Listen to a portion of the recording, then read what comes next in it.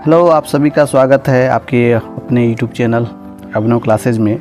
आज हम लोग ग्रीष्मावकाश के में विद्युत उपकरण के परिचय से हम लोग एक बहुत 15 साल पुरानी एक टीवी है उसी को ओपन कर रहे हैं, जिसमें इसमें CRT, speaker, PCB, transformer, resistance and capacitor आदि इसमें कंपोनेंट को देखेंगे। अभी सीआरटी का है। सीआरटी में आपको किस प्रकार से कैथोड रेज, इलेक्ट्रॉन बीन्स जिसमें इलेक्ट्रॉन्स फॉस्फोरेसेंट स्क्रीन से टकराकर इमेज क्रिएट करती है, ये सब देखने को मिलेगा। पीसीबी है। पीसीबी को ध्यान से देखेंगे तो पीसीबी के पीछे बहुत सारे सर्किट का डिज़ाइन है। पीसीबी होता है प्रिंटेड सर्किट बोर्ड, जिसमें आपको क्या क्या लगा हुआ है, ट्रांजिस्टर कहाँ पे है, कौन सा कहाँ डिवाइड है, यानी एक तरह से पूरा सर्किट डिज़ाइन है। उस बाद से स्विचेज के बारे में है। डिफरेंट टाइप ऑफ स्विचेज है, जिसमें टॉगल स्विच है, पुश बटन है। तो ये आप आसानी से जब हम टीवी को ओपन करते हैं तो देखने को मिलता है, जिसमें और भी है। ट्रांसफार्मर है, कैपेसिटर है। ट्रांसफार्मर जो होता है वो किस प्रकार से एक सर्किट से दूसरे सर्किट में पावर सप्लाई करता है, पावर के रिक्वायरमेंट के आधार पे। फिर से उस पावर को किस प्रकार से हम लोग फिक्स सर्किट से ब्रेक करने के लिए हम लोग फ्यूज यूज करते हैं सेफ्टी पर्पस के लिए। एक ये इंटरनल फ्यूज है। फिर से हम लोग घरों में भी यूज करते हैं। फिर से इसमें रेसिस्टेंस है। रेसिस्टेंस को हम लोग कलर कोडिंग के थ्रू उसका वैल्यू हम लोग निकाल सकते हैं। तो ये बहुत सारे ऐसे तमाम चीज़ें हैं जो आपको एक पुराना टीवी से आप देख सकते हैं। स्पीकर है। स्पीकर जैसा कि हम जानते हैं कि इसमें मैग्नेट लगे रहते हैं और यह जो है इलेक्ट्रिकल सिग्नल को साउंड वेव्स में चेंज करता है। तो इस तरह से आप काफ़ी चीज़ें एक पुरानी टीवी से हम देख सकते हैं और उसमें उसके बारे में कंपोनेंट को जान सकते हैं, है ना। तो ये जो सीआरटी सबसे जो इम्पोर्टेंट जो पुरानी टीवी में था, जिसके कारण पुरानी टीवी काफ़ी हेवी होती थी।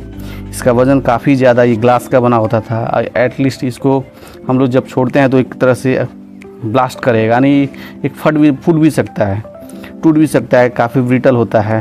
काफ़ी हेवी ग्लास लगाया गया रहता है, वैक्यूम रहता है उसमें।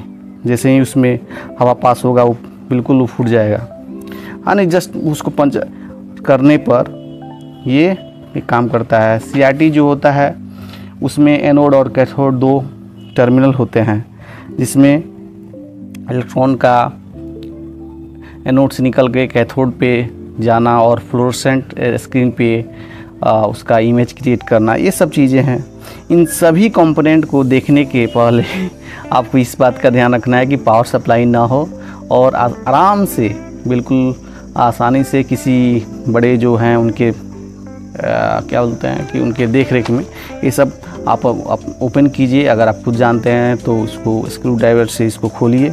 पुराने टीवी का कैबिनेट वगैरह स्क्रू है, कम से कम आपके बच्चे हैंड एक नहीं होता है, प्रैक्टिकल चीज़ें देख पाएंगे, सुन पाएंगे और ऐसी बहुत सारी चीज़ें हैं जो हम अपने लोकेलिटी से देख सकते हैं।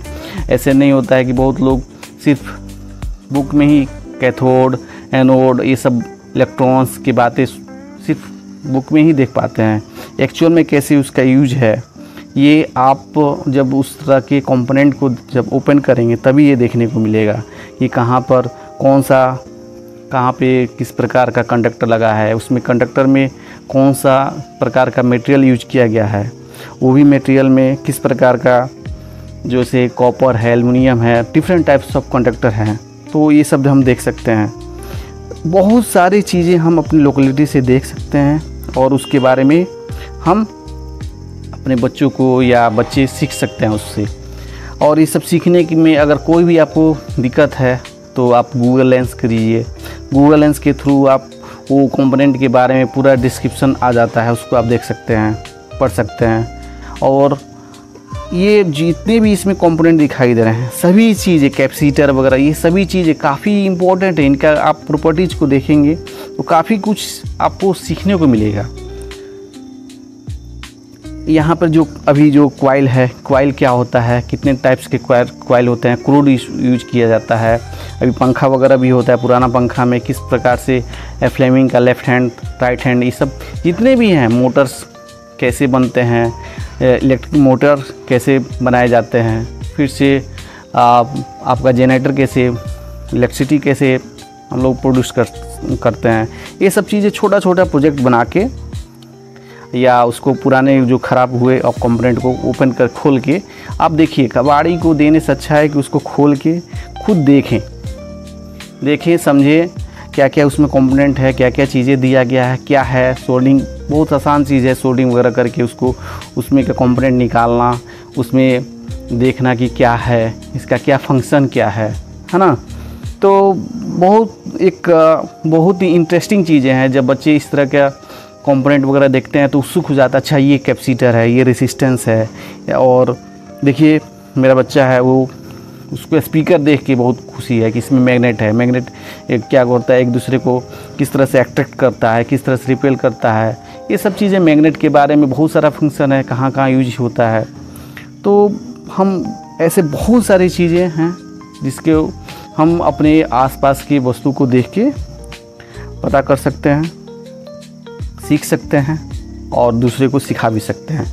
एक छोटा सा प्रयास आप सबके बीच में रहा, और एक प्रोजेक्ट भी मैं इसको इसलिए कर रहा हूँ क्योंकि अभी ग्रीष्मावकाश चल रहा है, उसी बीच ये वीडियो, ये ब्लॉग मैं बनाया हूँ अपने बच्चे के साथ इसको खोल के दिखाने के लिए। तो सोचा कि आप लोग के साथ भी शेयर करूँ ताकि आप लोग भी इससे इंस्पायर होके या इससे कुछ आपको हेल्प मिले अपने बच्चों को दिखाने के लिए कि क्या क्या कैसे कैसे कंपोनेंट आपको आसपास में है और उसको हम क्या क्या सीख सकते हैं।